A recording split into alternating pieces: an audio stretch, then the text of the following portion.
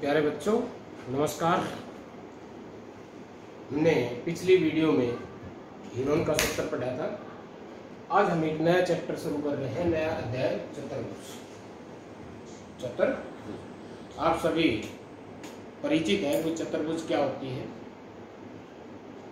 चतुर्भुज क्या होती है क्योंकि आपने 8th क्लास में पढ़ा भी है चतुर्भुज के बारे में। तो चतुर्भुज क्या है? चतुर्भुज की परिभाषा हम ये दे सकते हैं कि 4 रेखाखंडों से बनी बंद आकृति को हम चतुर्भुज कहते हैं। 4 रेखाखंडों से बनी बंद आकृति, जैसे ये 4 रेखाखंड है, 3 और ये 4, यानी कि एक रेखाखंड 2, 3 और 4, और ये बंद है। 4 रेखाखंडों से बनी आकृति तो ये भी हो सकती है, लेकिन ये चतुर्भुज नहीं है। क्यों? क्योंकि ये खुली है, ये बंद है। तो चतुर्भुज की परिभाषा क्या है? 4 रेखाखंडों से बनी बंद आकृति को हम चतुर्भुज कहते हैं। दूसरी परिभाषा हम ये भी कह सकते हैं कि 4 असरेखीय, 2 तरह के बिंदु होते हैं, सरेखीय बिंदु और असरेखीय बिंदु। 4 असरेखीय का मतलब होता है कि जो 4 बिंदु एक ही रेखा में नहीं है। अगर 4 बिंदु एक ही रेखा में है और हम उन चारों को मिलाएं तो क्या बन गया? रेखाखंड बन गया। क्या बन गया? रेखाखंड। तो ये कह रहा है कि 4 असरेखीय बिंदुओं, तो 4 असरेखीय बिंदुओं का मतलब है 4 बिंदु है वो कहीं भी है, एक ही रेखा में नहीं है।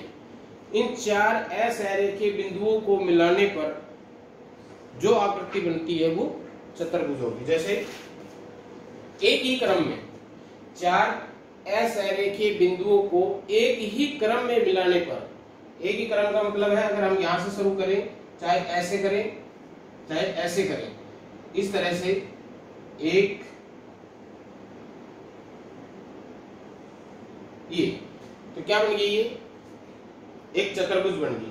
4 असरेखीय बिंदु को अगर हम एक ही क्रम में ना मिलाएं, जैसे इसको हम पहले ऐसे मिला दें, फिर ऐसे मिला दें, और फिर ऐसे मिला दें, फिर ऐसे मिला दें, तो ये चतुर्भुज नहीं बनी। 4 असरेखीय बिंदुओं को एक ही क्रम में, चाहे हम यहां से शुरू कर रहे हैं तो ऐसे घुमा ले, चाहे ऐसे घुमा ले, यानी कि एक निश्चित क्रम हो गया, और उनको मिलाने से जो आकृति बनेगी वो क्या होगी? चतुर्भुज।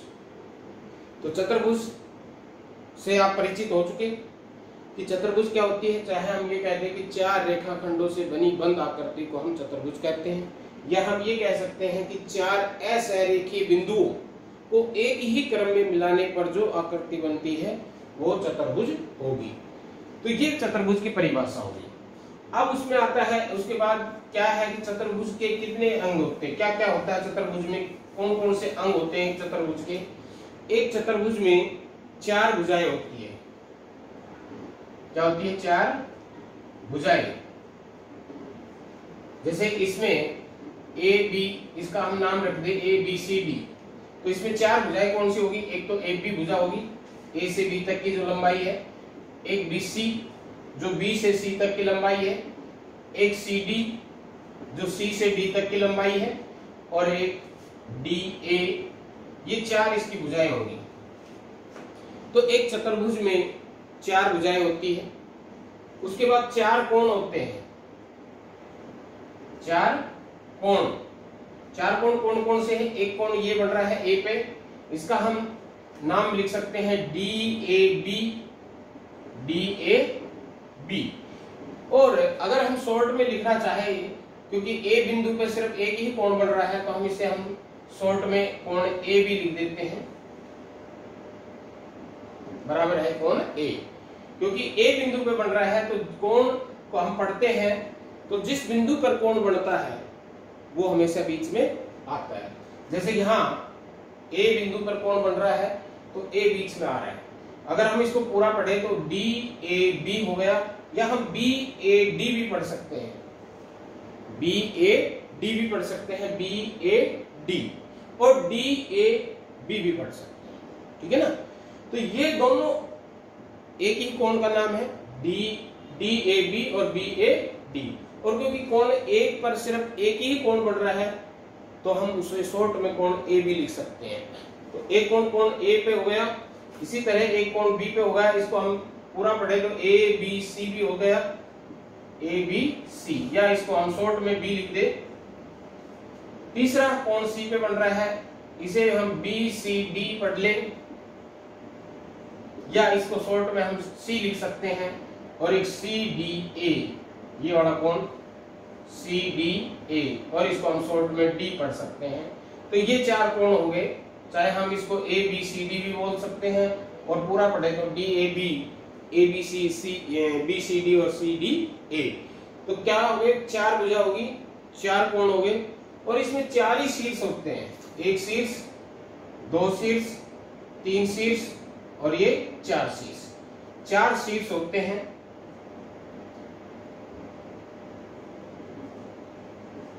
ए बी सी और डी, ये चार शीर्ष हो गए इसके।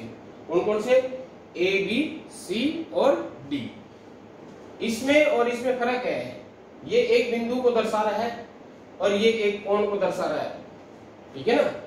कई बार हम अक्सर कोण ए को ए भी लिख देते हैं, तो ये कोण को दर्शाता है, ये कोण का निशान लग गया तो ये कोण को दर्शा रहा है, कोण ए बिंदु पर जो कोण बढ़ रहा है उसको दर्शा रहा है, और ये एक बिंदु को दर्शा रहा है, ए बिंदु को। तो इसलिए ध्यान रखें कि ये एक बिंदु है, ए बी और सी डी, ये एक बिंदु है और ये कोण है। तो चार भुजा, चार कोण, चार शीर्ष, और दो इसके विकर्ण होते हैं। विकर्ण क्या होते हैं, दो शीर्षों को मिलाने वाला रेखाखंड, ये दो शीर्षों को। तो इसमें दो शीर्ष ए और बी भी मिल रहा है, लेकिन ये इसकी भुजा होगी। तो ए और सी और बी और डी, दो विकर्ण,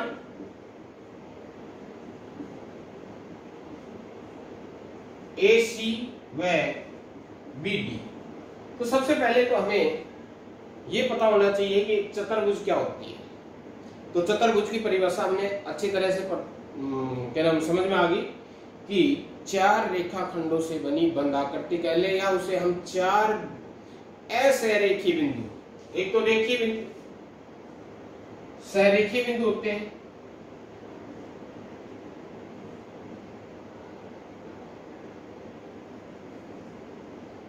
और एक होता है असरेखीय बिंदु।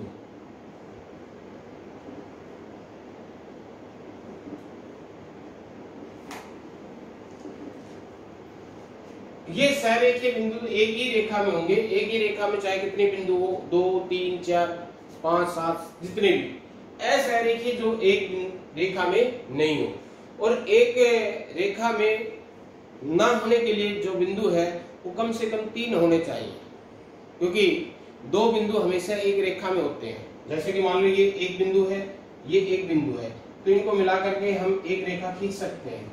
तो दो बिंदु हमेशा सहरेखीय होते हैं, और दो से अधिक बिंदु है वो असहरेखीय बिंदु होते हैं। तो असहरेखीय बिंदु है वो दो से अधिक होंगे, 3 हो सकते हैं, 4 हो सकते हैं, 5 हो सकते हैं। तो असहरेखीय बिंदुओं की संख्या है वो क्या होगी, 2 से ज्यादा होगी। ये ध्यान रखना कि दो बिंदु हमेशा सहरेखीय बिंदु होते हैं, वो अवश्य एक रेखा में होंगे। जो दो बिंदु है वो हमेशा एक रेखा में होंगे। तो यहां से हमने एक तो चतुर्भुज की परिभाषा पढ़ी, दूसरा हमने क्या पढ़ा कि एक चतुर्भुज के भाग कौन कौन से होते हैं, या एक चतुर्भुज में क्या क्या होता है। तो चार भुजा होती है, चार कोण होते हैं, चार शीर्ष होते हैं, और दो विकर्ण होते हैं। ये होते हैं एक चतुर्भुज के भाग। अच्छी तरह से क्लियर हो गया होगा। अब उसके बाद आता है चतुर्भुज के प्रकार। एक चतुर्भुज के प्रकार कौन कौन से, तो किस किस प्रकार की चतुर्भुज होती है वो, ये उन्होंने वैसे तो 8वीं में पढ़ा भी है, 8वीं में है, लेकिन हम फिर पढ़ते हैं। एक चतुर्भुज कौन कौन से किस का प्रकार क्या क्या होता है, यानी कि एक चतुर्भुज किस किस प्रकार की होती है, जो हम यहाँ पढ़ेंगे वो है, सबसे पहले आती है समलंब।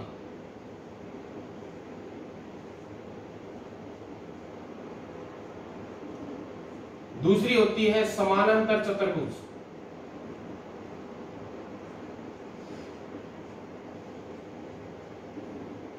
तीसरी होती है आयत, चौथी समचतुर्भुज,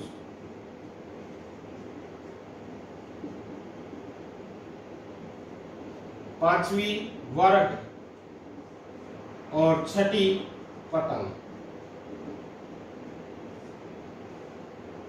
ये 6 प्रकार के चतुर्भुज है जिसके बारे में हम पढ़ेंगे, विस्तार से पढ़ेंगे, इनके गुण पढ़ेंगे कि इनमें क्या क्या गुण होते हैं।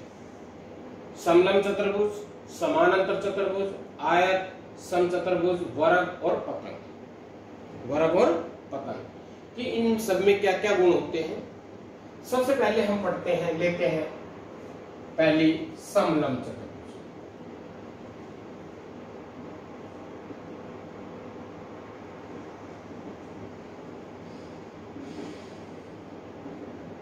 समलंब चतुर्भुज में क्या गुण होते हैं, क्या गुण होता है और ये कैसी दिखाई देती है।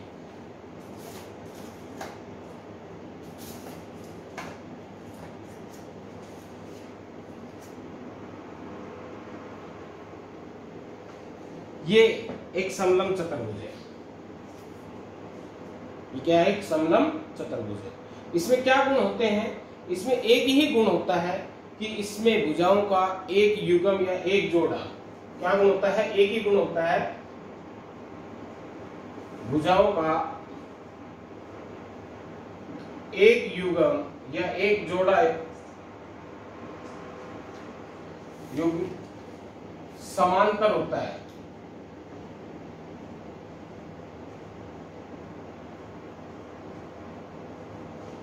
ये एक ही गुण इसमें पाया जाता है, यानी कि एक भुजा का एक जोड़ा है वो समानांतर होगा। समानांतर, जिनके समानांतर समझते हो कि समानांतर क्या होता है, जिनके बीच हर बिंदु पर लंबवत दूरी बराबर हो। जैसे कि ये दो समानांतर रेखाएं हैं, कब होगी ये दोनों समानांतर, इसके इन दोनों के बीच की जो लंबवत दूरी है प्रत्येक बिंदु पर समान होगी। जैसे यहां अगर हम इसकी दूरी नापे, लंबवत दूरी, कौन सी दूरी, लंबवत दूरी, यानी कि 90 डिग्री के कोण बना करके, तो ये इस बिंदु पे हमने नापी, इस बिंदु पे नापी, इस बिंदु पे नापी, इस बिंदु पे नापी, किसी बिंदु पर नाप दे, ये सारी बराबर हो, तो हम कह सकते हैं कि ये दोनों समानांतर रेखाएं हैं।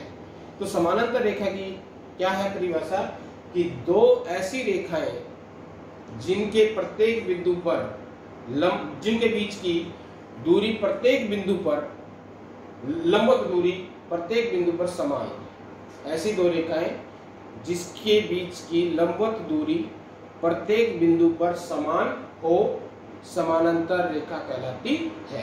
तो इसमें सिर्फ दो भुजाएं समानांतर होगी। जैसे इस ये आकृति है, ये समलंब की है, इसमें ये भुजा और ये भुजा, ये दोनों कैसी है, समानांतर है। इनके बीच हर बिंदु पर लंबवत दूरी जो है वो समान है, तो इसलिए ये समानांतर रेखा है।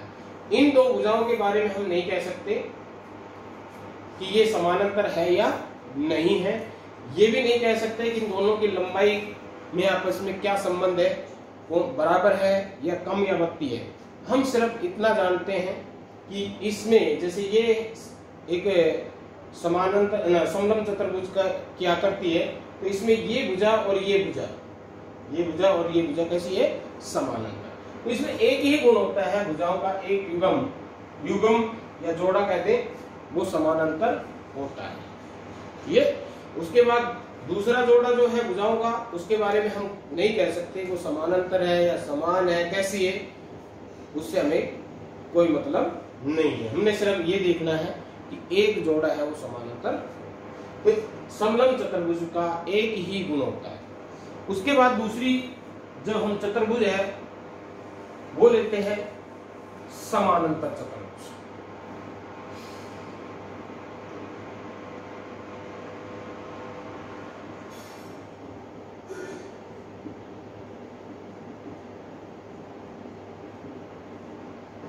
समानांतर चतुर्भुज, इसमें पहला जो गुण होगा वो क्या होगा,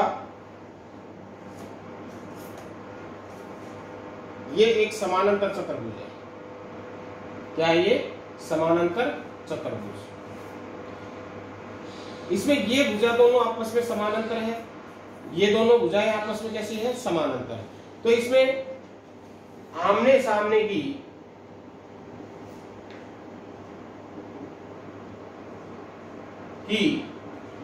भुजाएं समान होती है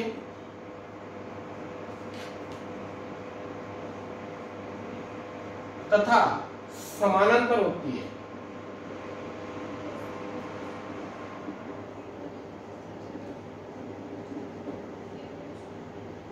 पहला जो गुण है भुजाओं से संबंधित आ गया कि इसके आमने सामने की भुजा कैसी होगी? समान और समानांतर। ये भुजा और ये भुजा समान होगी और इन दोनों के बीच प्रत्येक बिंदु पर लंबवत दूरी है कैसी होगी? समान। इधर ये भुजा, इसके सामने कौन सी भुजा है? ये। इस भुजा के सामने ये भुजा है, तो ये और ये भुजा दोनों समान होगी और समानांतर होगी। ये भुजा और ये भुजा समान और समानांतर होगी। तो पहला जो गुण है ये भुजाओं से संबंधित है कि आमने सामने की भुजाएं समान और समानांतर होगी। दूसरा गुण इसमें क्या होता है? सम्मुख कोण समान होंगे, समान होते हैं। सम्मुख कोण कौन से हैं? जैसे कि ये कोण, इसके सम्मुख कोण कौन सा होगा? ये कोण। ये दोनों कोण समान होंगे, बराबर। ये कोण और ये कोण, ये दोनों कोण सम्मुख कोण होंगे, तो ये कोण और ये कोण बराबर होंगे, होगा ये और ये बराबर होगा और ये बराबर होगा। तो सम्मुख कोण कैसे होंगे? समान, बराबर होंगे, समान होंगे।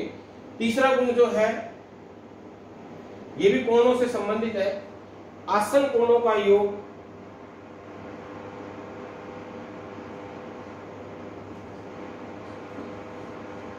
कोणों का योग 180 डिग्री होगा।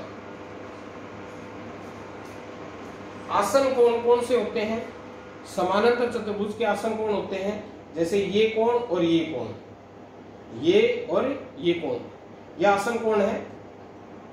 तो इसका और इसका जोड़ 180 होगा।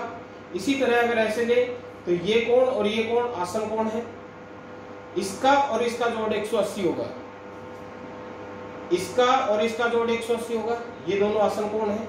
आसन कोण यहां हम कहते हैं, दूसरे शब्दों में कह सकते हैं कि एक समानांतर चतुर्भुज में दो लगातार कोण, चाहे ये कोण और ये कोण ले लो, चाहे ये कोण और ये कोण ले लो, चाहे ये और ये ले लो, चाहे ये और ये ले लो, यानी कि दो लगातार कोण, ये आसन कोण कहलाते हैं। तो ये दो लगातार कोण जो है एक समानांतर चतुर्भुज में, या दो आसन कोण है, उनका योग हमेशा 180 डिग्री होगा। हो गया। उसके बाद तीसरा, चौथा जो गुण है वो है विकर्ण से संबंधित। इसके जो विकर्ण है, एक ये विकर्ण और एक ये विकर्ण, ये इस बिंदु पर काट रहा है, तो ये क्या करेगा? समद्विभाजित करेगा। क्या करेगा? समद्विभाजित। समद्विभाजित का मतलब है ये हिस्सा इस हिस्से के बराबर होगा। दो भाग हो गए इस विकर्ण के, इस विकर्ण के दो भाग हो गए। यहां से यहां पे एक हिस्सा ये होगा और एक हिस्सा ये होगा, तो ये हिस्सा और ये हिस्सा दोनों कैसे होंगे? बराबर। इधर इस विकर्ण का, ये जो विकर्ण है दूसरा, इस विकर्ण के भी दो भाग हो गए, तो ये भाग इस भाग के बराबर होगा। ठीक है।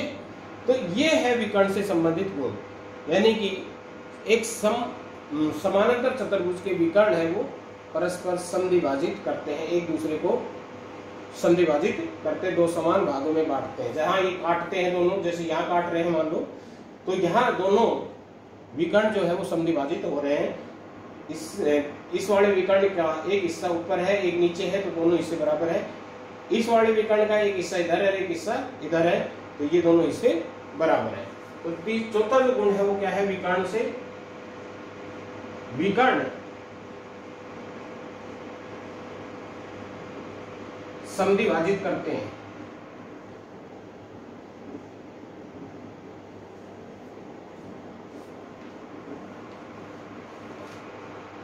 विकर्ण क्या करते हैं, समद्विभाजित करते हैं।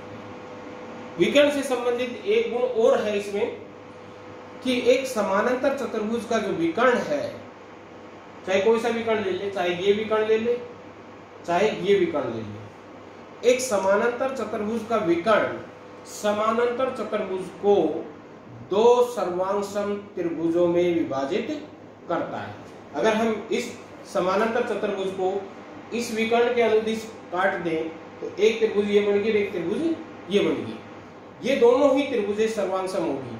अगर हम इस विकर्ण के अनुदिश इसको काट दें तो एक त्रिभुज ये नीचे वाली बन गई, एक त्रिभुज ये ऊपर वाली बन गई।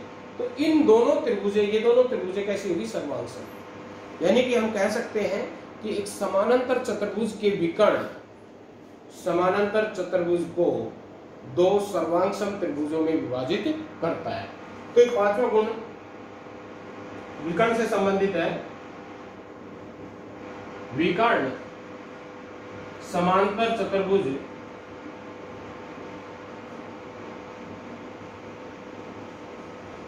को दो सर्वांग सम त्रिभुजों में विभाजित करता है। ये एक्टिविटी आप घर पर कर सकते हैं। एक समानांतर चतुर्भुज बनाइए और उसका विकर्ण के अनुदिश उसको काट कर दो हिस्से के लिए, और फिर उन दोनों हिस्सों को एक दूसरे के ऊपर रख कर देखिए तो आप ये पाएंगे कि दोनों त्रिभुजें कैसी है, सर्वांग सम। दोनों त्रिभुजें सर्वांग सम है। ये एक इसमें एक्टिविटी हम कर सकते हैं घर पे, एक समानांतर चतुर्भुज बना के, कि इन दोनों कोणों का योग 180 डिग्री कैसे होता है, जो आसन कोण है उनका योग है वो 180 डिग्री कैसे होता है। तो हम इसके लिए भी एक्टिविटी कर सकते हैं कि इस कोण को इस कोण के साथ लगा दें।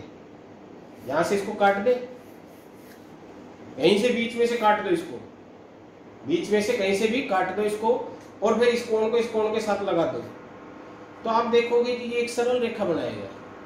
क्या बनाएगा, एक सरल रेखा। जैसे ये है, अब चलो मैं दिखा देता हूं आपको एक्टिविटी करके कि 180 डिग्री क्यों होता है। अगर हम इसको ऐसे काट दें,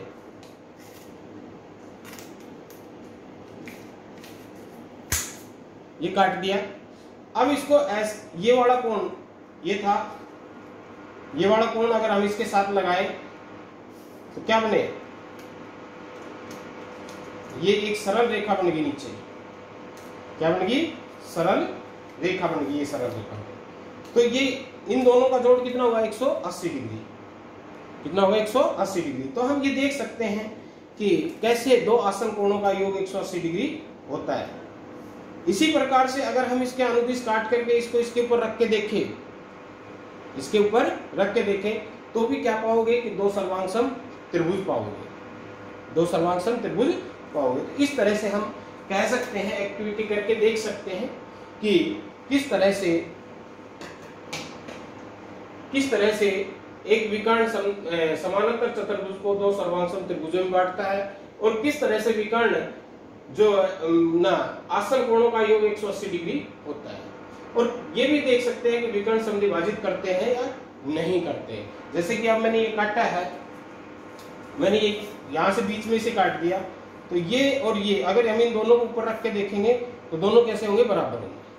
ठीक है, तो इस तरह से हमने समानांतर चतुर्भुज के गुण पढ़े। समलंब में एक ही गुण होता है, समानांतर चतुर्भुज में ये 5 गुण होते हैं। एक भुजा से संबंधित वैसे 2 होते हैं, एक समान होता है, एक समानांतर, दोनों को एक में इकट्ठा कर दिया।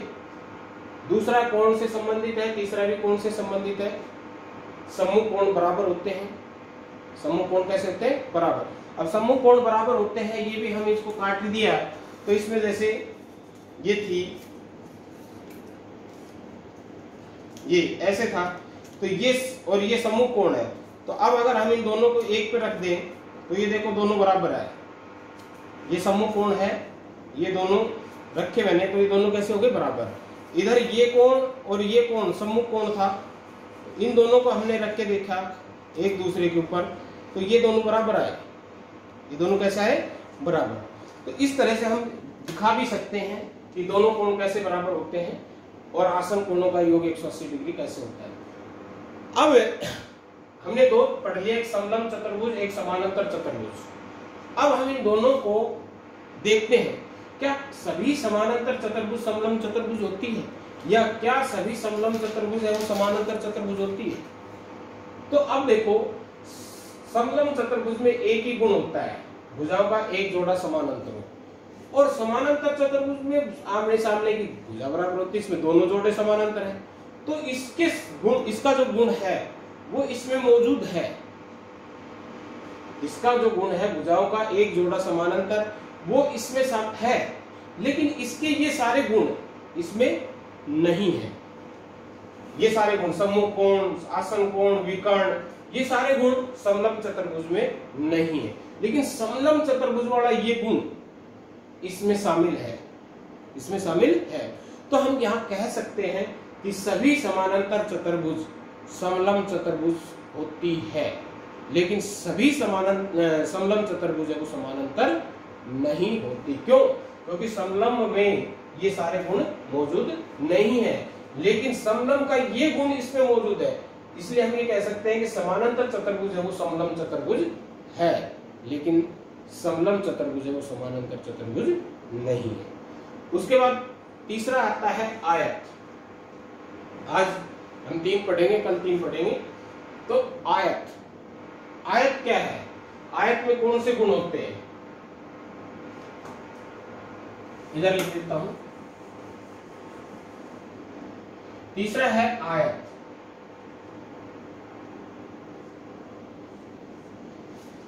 आयत में पहला कोण जो गुण है वो भुजाओं से संबंधित है। अब देखो, अंतर, दोनों की तुलना करते चले जाना, दोनों की तुलना करते चले जाना कि कहां दोनों के गुणों में अंतर है, कहां दोनों के गुण है वो मिल रहे हैं। पहला कोण भुजाओं से संबंधित है। हम कहेंगे आयत की सम्मुख भुजा बराबर होती है और समानांतर होती है। तो इसमें भुजाओं से संबंधित वही गुण है, सम्मुख भुजाएं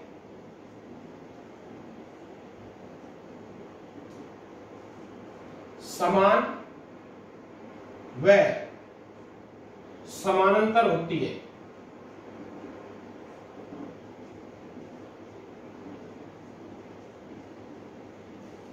जैसे ये है मेरे पास आयत, ये है आयत, इसमें ये भुजा इस भुजा के समान है और समानांतर है, ये भुजा इस भुजा के समान और समानांतर है। तो इसमें ये भुजाओं दोनों आपस में समान और समानांतर, ये दोनों भुजाएं समान और समानांतर। तो पहला गुण देखो, इसका भी वही है और इसका भी, इसका समानांतर चतुर्भुज का भी वही है, सम्मुख भुजाएं समान और समानांतर। इसमें भी आमने सामने कह दो या सम्मुख भुजाएं कह दो, आमने सामने की बजाय सम्मुख भुजाएं कह दो।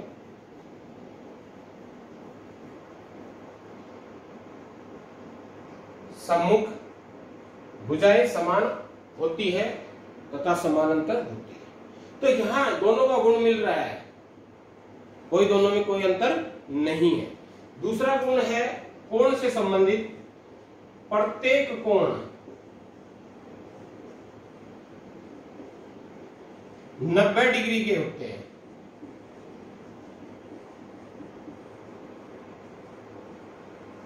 प्रत्येक कोण कितने के होते हैं? 90 डिग्री के। यहां क्या कह रहा है? सम्मुख कोण समान होते हैं, सम्मुख कोण समान होते हैं।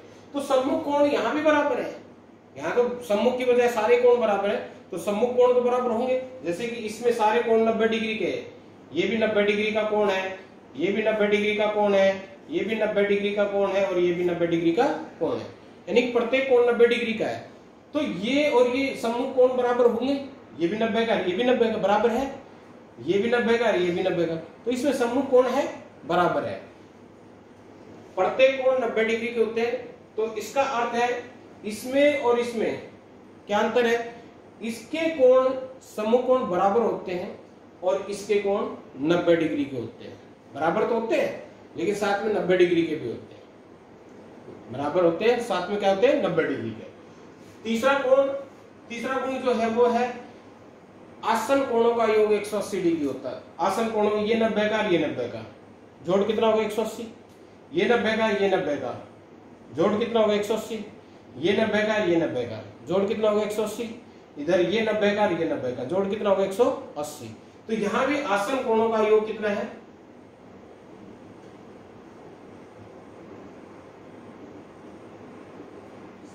योग 180 डिग्री होता है। यानी कि समानांतर चतुर्भुज और आयत के दो गुण तो पहला और तीसरा, पहला और तीसरा तो बिल्कुल सेम टू सेम है, इनमें कोई अंतर नहीं है। सम्मुख भुजा समान समानांतर, सम्मुख भुजा समान समानांतर। आसन कोणों का योग 100 डिग्री, आसन कोणों का योग है 180 डिग्री। अब चौथे पाते, दूसरे में थोड़ा सा अंतर है, इसके सम्मुख कोण समान होते हैं, इसके सम्मुख कोण समान होते हैं और 90 डिग्री के होते हैं, यानी कि समान के साथ साथ 90 डिग्री फिक्स हो गया। चौथा कोण है विकर्ण से संबंधित, इसके विकर्ण भी समद्विभाजित करते हैं, यानी कि ये इसके बराबर है और ये हिस्सा इसके बराबर जाए काट रहे हैं। और साथ में क्या है, एक और चीज है, समद्विभाजित करते हैं और साथ में बराबर है, साथ में क्या है बराबर। इसमें केवल समद्विभाजित करते हैं, इसमें समद्विभाजित करने के साथ साथ लंबाई में भी समान है। तो ये अंतर यहां आया चौथे में। विकर्ण समद्विभाजित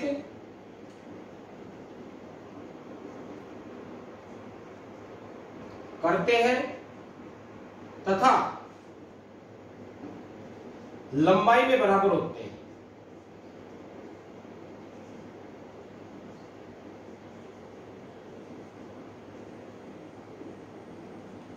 संधिभाजित तो करते हैं और साथ में लंबाई में बराबर भी है।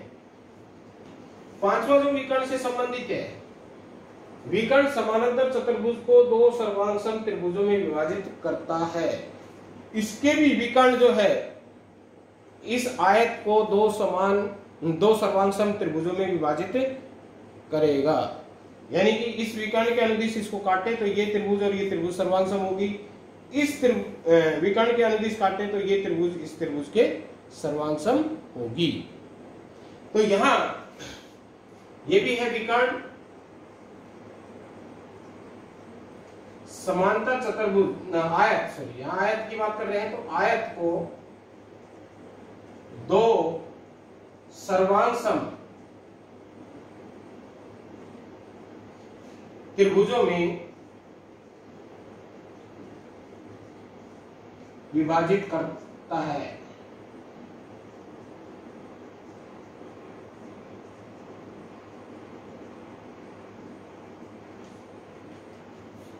तो इसके भी 5 गुण आ गए। अब हम तुलना करें तो पहला, तीसरा और पांचवा, इसका भी पहला, तीसरा और पांचवा, इनमें कोई अंतर नहीं है, दोनों के सेम है, बराबर है, एक जैसे हैं। ठीक है, आयत के भी और समानांतर चतुर्भुज के। अंतर है दूसरे और चौथे में। अंतर क्या है, थोड़ा सा दूसरे और चौथे में। यहां प्रत्येक कोण 90 डिग्री का है तो सम्मुख कोण तो बराबर हुए ही। यहां केवल सम्मुख कोण बराबर है, सम्मुख कोण समान है, बराबर है। तो इस वाले गुण इसमें है, लेकिन इस वाला गुण इसमें है या नहीं है नहीं कह सकते, क्योंकि इसमें प्रत्येक कोण 90 डिग्री का है। इसमें केवल ये कहा गया है सम्मुख कोण बराबर है, वो चाहे 40 के हो सकते हैं, 50 के हो सकते हैं, 65 के हो सकते हैं, 80 के हो सकते हैं, 90 के हो सकते हैं, 120 के हो सकते हैं, कुछ भी हो सकता है, लेकिन वहां सम्मुख कोण बराबर है और साथ में फिक्स है कितने, 90 डिग्री के। तो इस वाले गुण, ये कह रहा है केवल समान है, तो इस वाला गुण इसमें मौजूद है। ये वाला गुण यहां संतुष्ट हो रहा है, लेकिन ये वाला गुण यहां संतुष्ट नहीं हो रहा। ठीक है, अब चौथे पे आए, ये कह रहा है विकर्ण समद्विभाजित करते हैं, और ये कहता है विकर्ण समद्विभाजित करते हैं और साथ में कैसे है, बराबर है।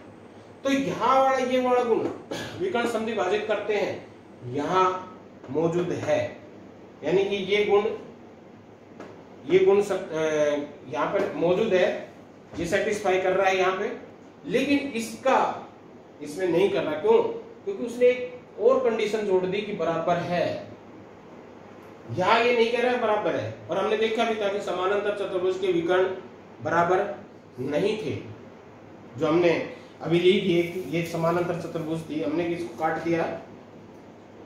अगर हम यहाँ देखें तो इसका एक विकर्ण ये वाला बड़ा है और ये वाला छोटा है, ये वाला छोटा है और ये वाला बड़ा है। लेकिन एक त्रिभुज आयत की बात करें तो इसका ये विकर्ण और ये विकर्ण लंबाई में कैसा है? बराबर है। लंबाई में कैसे है? बराबर। तो एक आयत के विकर्ण जो है वो बराबर होते हैं और समद्विभाजित करते हैं, लेकिन समानांतर चतुर्भुज के केवल समद्विभाजित करते हैं, वो बराबर नहीं होते। तो इसका कहने का कहने का तात्पर्य ये है कि समानांतर चतुर्भुज के सारे गुणों को एक आयत सेटिस्फाई करती है, लेकिन आयत के सभी गुण हैं वो समानांतर चतुर्भुज में नहीं होते। तीन तो बिल्कुल सेम टू सेम है, मानते हैं, लेकिन ये दो डिफर करते हैं, एक दूसरा और एक चौथा। एक प्रत्येक कोण 90 डिग्री का, इसमें केवल सम्मुख कोण बराबर होते हैं। चौथा विकर्ण समद्विभाजित करने के साथ साथ बराबर भी है, यहाँ केवल समद्विभाजित करते हैं। तो आज हमने 3 पढ़ा, तो यहाँ से निष्कर्ष ये निकला कि सभी समलंब चतुर्भुज है वो समानांतर चतुर्भुज सभी आयत है वो समानांतर चतुर्भुज भी है और समलंब चतुर्भुज भी है, और सभी समानांतर चतुर्भुज है वो समलंब चतुर्भुज है।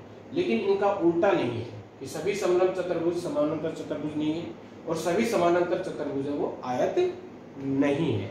तो ये यहाँ से निष्कर्ष निकला है कि इनके गुण है।